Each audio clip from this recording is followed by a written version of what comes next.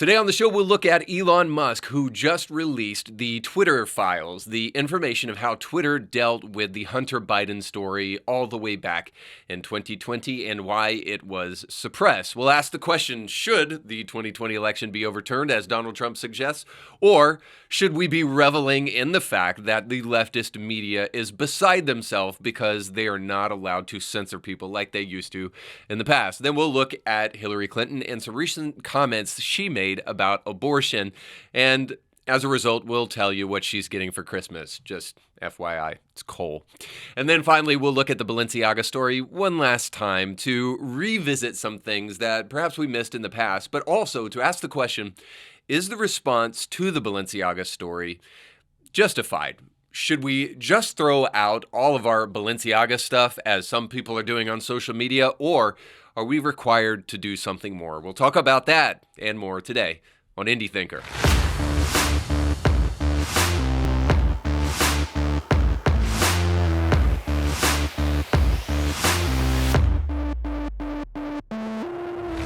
Today's show is sponsored by our friends over at Ancur. That's Ancur.biz. And I know what you're thinking. When you first start a business, you don't have a lot of capital to spend on things that you think you might be able to do for yourself. But if you want to have a healthy business, you don't need to take on tasks that you can lease out to the experts. And I'm talking about things like bookkeeping, payroll solution, taxes, and accounting, and so much more. All of those small tasks take away from your ability to focus on your bottom line. So if you really want to take your business to the next level, you need to call in the experts and get help with all those things. And in fact, Ancur can help you with that and more. They can help you with business strategy and small business solutions that will help you go to the next level. But to see, you need to go to Ancur.biz. And when you go over there, let them know that Indie Thinker sent you. Welcome to the show. Don't forget to like, share, and subscribe. Unfortunately, hypocrisy is a reality of life. We all suffer from it one way or the other. There are those who do not recognize their hypocrisy and walk through life blindly, but then there are those who clearly see it on the surface and do nothing about it. The vast majority of us are blind to our own hypocrisy, and therefore the only cure for it is a sense of humility. Otherwise, without that prerequisite humility, what we end up doing is we blindly go through life thinking that we are doing good, but actually doing evil. What comes to mind is a documentary about the Weather Underground, a group of leftist radicals that was essentially a student movement that wanted to totally take control of the U.S. government and supplant it and put something else in its place. They were vehemently against the Vietnam War and also against racism in America. So, of course, these white young liberals came to the rescue and decided to start blowing things up. Now, I know what you're thinking. Does it make any sense to be against the Vietnam War because of how many innocent people are dying, and to show that you're against that by blowing up innocent people and buildings? Well, to answer that question, you would have to have, like I said, the prerequisite humility to recognize that you are a hypocritical fool. But the SDS, the Students for Democratic Society, and the Weather Underground failed to ever access a mirror in their whole lives, because throughout the documentary, these people who are now adults, people like Bill Ayers and Bernadette Dern and others like her, failed to recognize the extreme hypocrisy in that they wanted to stop violence, and so they resorted to violence. These crazy radicals never seemed to actually see the extreme hypocrisy with which they were operating in. This is the problem with getting rid of the autocorrective mechanism of God in each and every one of our lives. And the more we step away from things like religion and God himself, the more we will see hypocrisy on display. And that's exactly what we see in our stories today. So let's jump into them.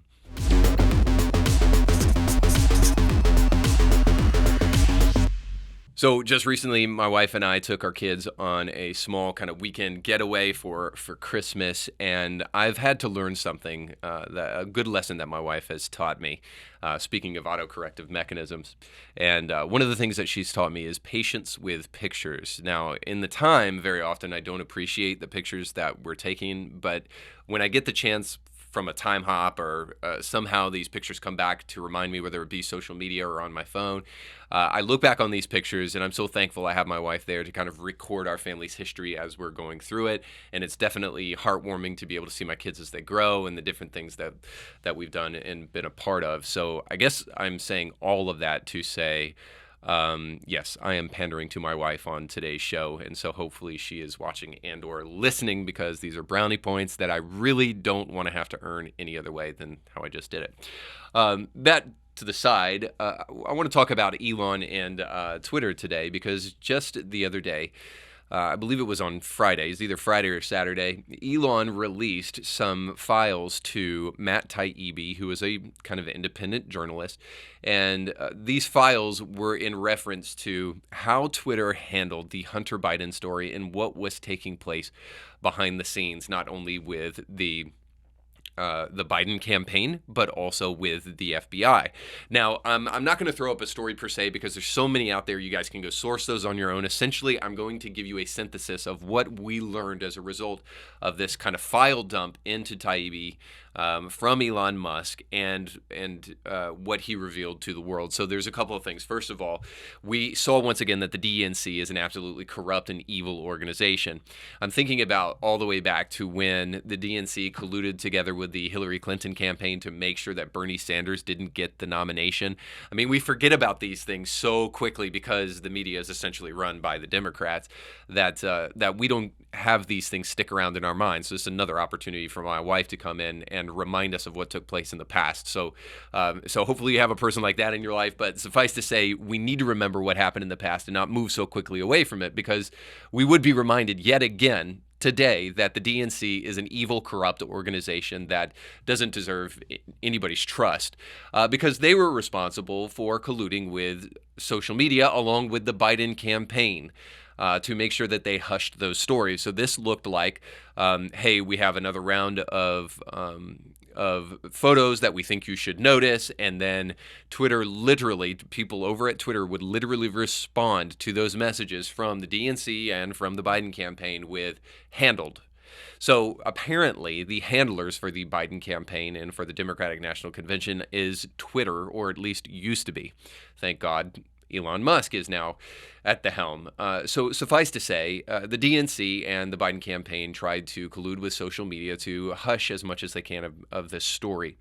Now, this is especially important because what we see here is that neither one of these organizations necessarily have a political, like, federal office, right? The DNC is just a group of people trying to get Democrats elected, and the Biden campaign obviously was just trying to get Biden elected, but these are not necessarily people acting in a federal capacity, so they say.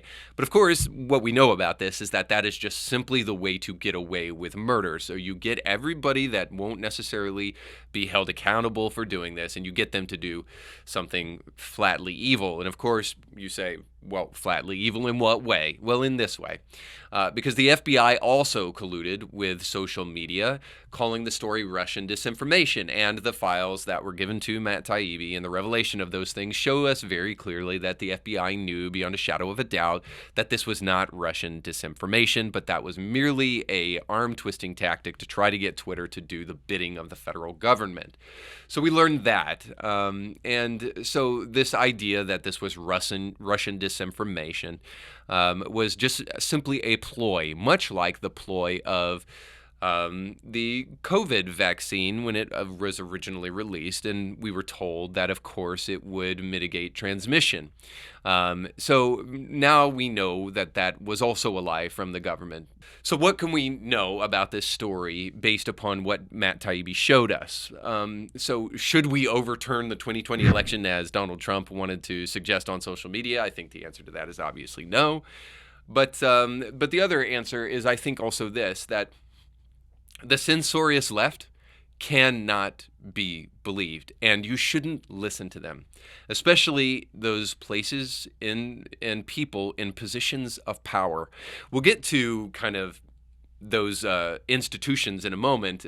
But Yoel Roth, who was the person responsible for suppressing this story, along with Vijaya Gadde, who was the woman that accompanied Jack Dorsey on the Joe Rogan program.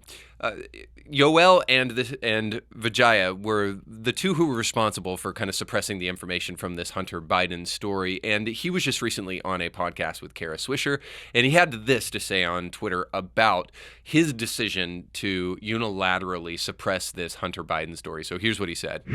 If there's one takeaway, it's this. What matters most in platform governance is how decisions get made. You can armchair quarterback specific choices and mistakes all day long. Look, before we go any further, I got to say this. Is this really armchair quarterbacking? I mean, this was a huge decision that was clearly made for political purposes. And so what people are doing when they are questioning your decision-making, Yoel, is they are calling you the hypocrite that you actually are. Now, you may not like that, and your way to get away with that is to say, well, you can question every decision. Well, we're not questioning every decision. We're questioning this decision, because he goes on to say this. You can armchair quarterback specific choices and mistakes all day, but the real work is figuring out how to make principled decisions when all you have are bad options. Well, the problem with that is a couple of things. First of all, you didn't have just bad options. What you had was the option of getting your nose out of other people's business and allowing free speech to work as it was supposed to on Twitter, or to make yourself the moral arbiter of all truth and to suppress this story. Now, I understand. Free speech is such a damning proposition to people like Yoel that is considered a bad option. But it's actually not that bad of an option. You could have excused yourself from the process altogether and allowed people to make up their mind for themselves. But of course, you cannot do that if you want to control a narrative. And that's the whole question at the end of the day. For me, as we look at this story, when we walk away from this, the only question I have is this. Are you still going to allow other people to create a narrative that then you believe? Are you going to allow the institutions of our society to create a reality, and then are you going to walk lockstep with that reality? Again, we learned this with COVID, I hope. And I hope we're seeing it yet again. Not just that we cannot trust our institutions, which I think unfortunately is an unfortunate reality at this point in time, but also that we don't need to let other people do our thinking for us. Not only can you not trust your institutions, but you are going to have to figure out how to make up your mind and decide for yourself and to think for yourself in a society that wishes to suppress information from you on a regular basis. This is why common sense is incredibly necessary. And this is why a little bit of humility is necessary. I think humility in this situation would understand that people make decisions for selfish gain all the time. People have the tendency towards sinful decision making. Now, I know as we extricate God from our mainstream conversation over and over and over again, we're constantly reminded with the necessity of bringing God back into the conversation. But for those of you who are still resistant to obvious facts, the point is this, is we can assume fallen nature wherever people are involved. We can assume that whether or not there's good or bad decisions, typically what will happen is somebody in a little position of power like Yoel will make bad decisions because they are totally self-interested. And so the only conclusion that we must draw as a result of that is that we cannot allow these people to do our thinking for us anymore. That includes the media. That includes our political class. That includes our oligarchs on social media. And that also, unfortunately, includes people in the academy. I didn't mention this at the top, but the students who are part of the SDS, the Society for Students for a Democratic Society, that eventually became the radical wing of the Weather Underground. The people who were involved in those protests and in those bombings back in the late 60s and the 70s to the mid 70s, early 70s to mid 70s, those individuals either did one of two things. They either went to jail for the rest of their life, or they eventually were let out of jail and became professors Now, this happened with Bernadine Dorn, who became a professor at Northwestern, and Bill Ayers, among others, including Mark Rudd. All of these extremely radical people who, even in their adulthood, didn't seem to grow up past their very troubled student ideology. These people then became professors who indoctrinated and are indoctrinating the next generation in the university system and in academies all over the United States. The point is that institutions can't be trusted. And because they can't be trusted, you have to think for yourself. And think what you will about this next story, but I know beyond a shadow of a doubt what Hillary Clinton is getting for Christmas this year.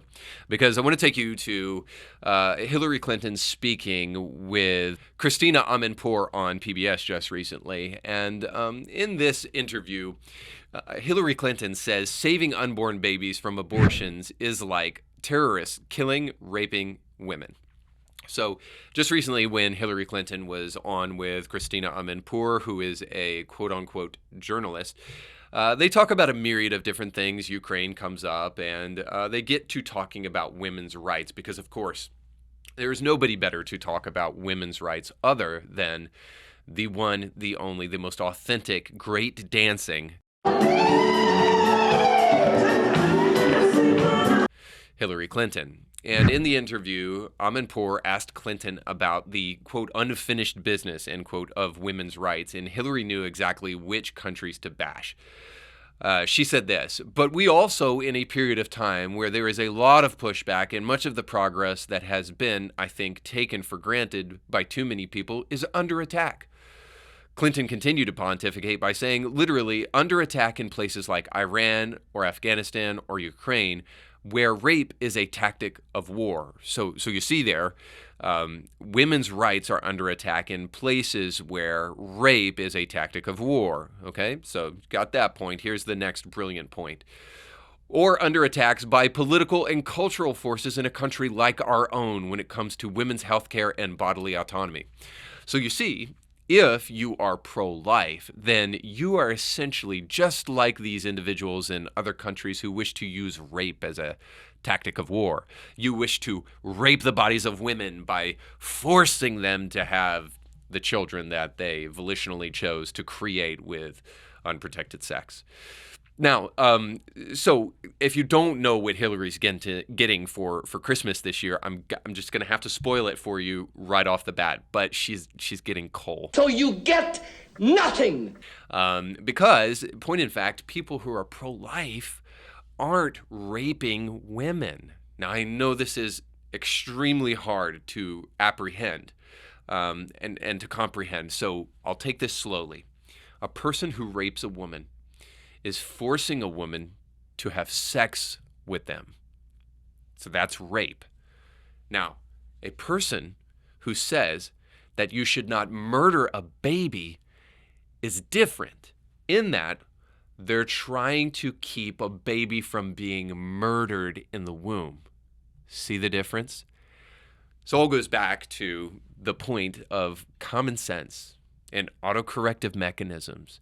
And outside of humility, we don't know how to see things the way we should, and we blindly say very foolish things without the help of common sense. Perhaps Hillary could benefit from a soul this Christmas along with her coal. And we'll finally dig into one last story here. Speaking of soullessness, we're going to look at Balenciaga one last time because there's been quite an interesting uproar. Now, when I first spoke about this story last week, and you guys can go back and check out the episode that's in the description of this podcast to see that, I didn't know about the story that I'm going to share with you guys today, but I did make mention of the fact that one thing we know beyond a shadow of a doubt, that Balenciaga is playing innocent. They knew exactly what was being approved, and they are at least not ignorant of what took place because they did have to approve every single one of these photos and every single one of these posts before they ever went out. That's how these organizations work. The extent to which they knew what was in them is still debatable. We may never know, but we know for a fact that they saw the BDSM teddy bears and the children holding them. So there's certainly no innocence for Balenciaga here in the story. And this is important because what has happened as a result of the outrage from this Balenciaga story is that both sides of the aisle, seemingly very liberal people to also very conservative people, seem to be able to unanimously agree about the disgusting nature of what Balenciaga has been doing. So this is interesting to me. Anytime we can get over the polarization that's so common today and actually agree upon something across the aisle. And that seems to have happened with this Balenciaga story. So people are outraged across the board. Now, if you weren't outraged enough by the pictures of these small children, 3 and 4 years old, maybe holding BDSM teddy bears with bondage gear on, and the release of photos where in the background of those photos there's court documents from people who were trying to legalize child pornography. If all of that didn't convince you that there is a group of disgusting individuals that exist in Hollywood and beyond and operate in corporate spaces like Balenciaga, maybe this will do it for you, because my friend Seth Gruber just recently posted this and has been kind of showing this around social media, and I think it's worth your attention. So as you can see in the picture that's on the screen, we have another picture of a young child that's posing with Balenciaga gear, and on the floor you can see some caution tape, yellow tape that says Balenciaga on it, but only it's spelled differently. It's spelled B-A-A-L for Baal, and then E-N-C-I-A-G-A. Now, the reason this is important is you might think that this is a typo, but again, Balenciaga has a keen eye for these kind of things, and this was absolutely intentional, because what you see on that caution tape is a reference to a false god in the Old Testament. So more and more people are seeing things like this and what Balenciaga is up to and getting rid of all their Balenciaga stuff. Now, I'm glad of that, because what that means is that we no longer can claim to be naive about what's going on in the world. There is a group of sick people who want to send messages to your kids and, frankly, to you, that things like Baal is king and child pornography is acceptable. This is what Balenciaga has been doing for far, far too long unchecked. And people are waking up to it. And all over social media, we see people throwing away all of their Balenciaga stuff as if they ever should have bought it in the first place. But here's what I want to caution us all towards. If we can no longer be naive, we realize that these issues are happening right under our nose, then we need to not just boycott, throw things away, or not purchase things from Balenciaga ever again. We need to also be interested in boycotts. And by that I mean simply this, that we need to be interested in supporting the businesses that are actually standing on good values. If we can no longer be naive about the existence of these kind of things out there in the ether, then we need to be smart with our money and use it where it is best suited. By placing it into things not like Disney and not like Balenciaga, not places that are trying to over-sexualize our children. And by the way, not even in public school system. You need to invest your money in your kids in other ways, with private schools and with other organizations that are not left-leaning libtards. And for that reason, I'm kind of almost glad that we can no longer trust our institutions. And I'm talking about social media, I'm talking about our political class, and places like Balenciaga. It forces us to think for ourselves. It forces us to realize our limitations and to look at alternate sources of information. It forces us in the position of humility, as I said at the beginning of the show. I may not be able to convince you that the place for that is God and His Word, but I can tell you that it is. That is why I don't shy away from Christian arguments on this show. When other conservative outlets say, well, you don't have to bring up the Bible for this. Well, I think eventually we do. I think eventually we do have to bring God in the conversation, and we have to give people alternatives, because if we're not, we're just merely fighting against something but never standing for something. So how long will we continue to see evil and avoid the prescription to overcome that evil? While we avoid God and his word, we're throwing away expensive Balenciaga stuff and failing to be outraged over the fact that no one other than Jeffrey Epstein and his accomplice, Ghislaine Maxwell, have gone down for this high-end pedophile ring that abused small children. Who knows how many? All I'm suggesting is that if we can't find outrage for that, it could be that we have selective outrage because we have no real standard by which to judge the world anymore.